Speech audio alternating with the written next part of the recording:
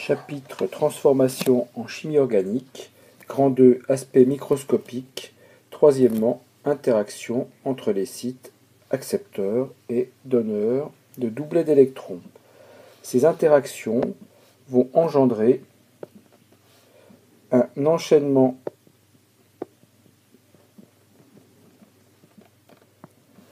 d'étapes lors de la réaction chimique. Cet enchaînement des étapes lors de la réaction chimique s'appelle le mécanisme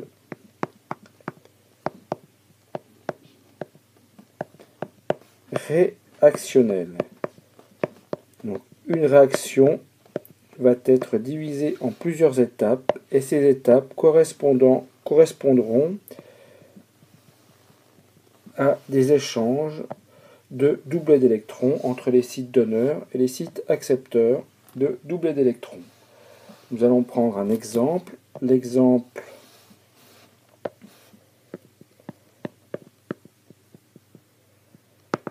entre la molécule d'éthène ou éthylène, son nom familier, CH ici, et les ions H+, avec les ions Cl-.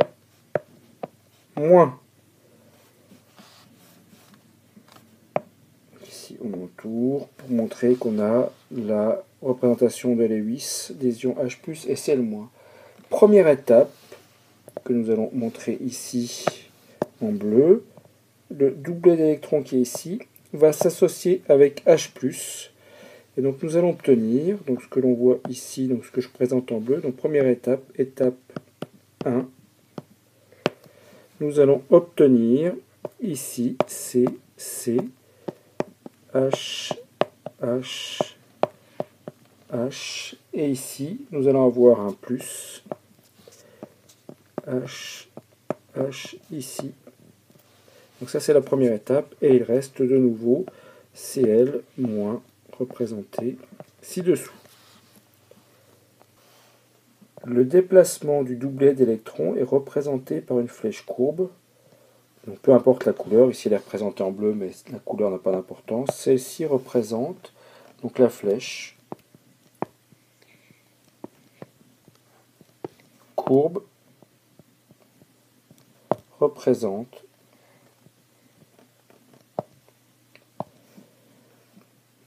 le sens du déplacement du doublet d'électrons. Donc il faut bien retenir que cette flèche est toujours dans le sens de déplacement du doublet d'électrons, c'est-à-dire dans le sens de déplacement des charges négatives. Reprenons, à la fin de la première étape, nous avons cette molécule ici, avec le carbone ici qui possède une charge plus, et l'ion Cl- en dessous. Donc un des doublets d'électrons du Cl-, donc que l'on représente par une flèche, va se déplacer vers le plus du C+ ici, et donc c'est l'étape 2,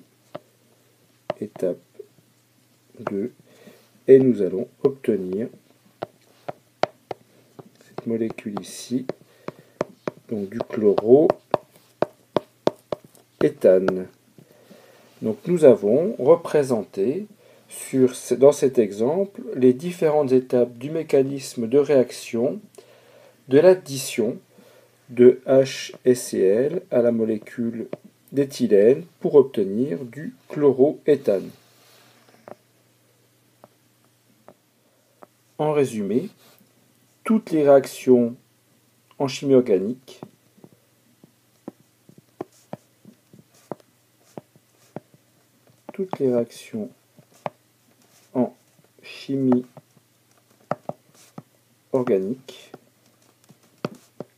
donc, que nous avons vu jusqu'à présent en regardant les réactifs et les produits, c'est-à-dire l'état initial et l'état final, peuvent être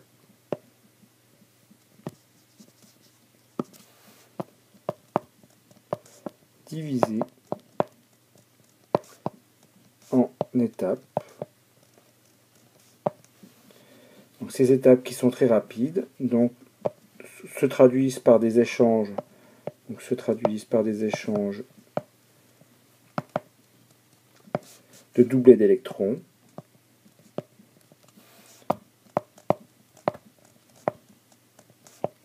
De doublets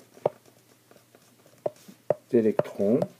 Et ces étapes, ça nous donne, l'ensemble des étapes s'appelle le mécanisme réactionnel de la réaction. L'ensemble des étapes et le mécanisme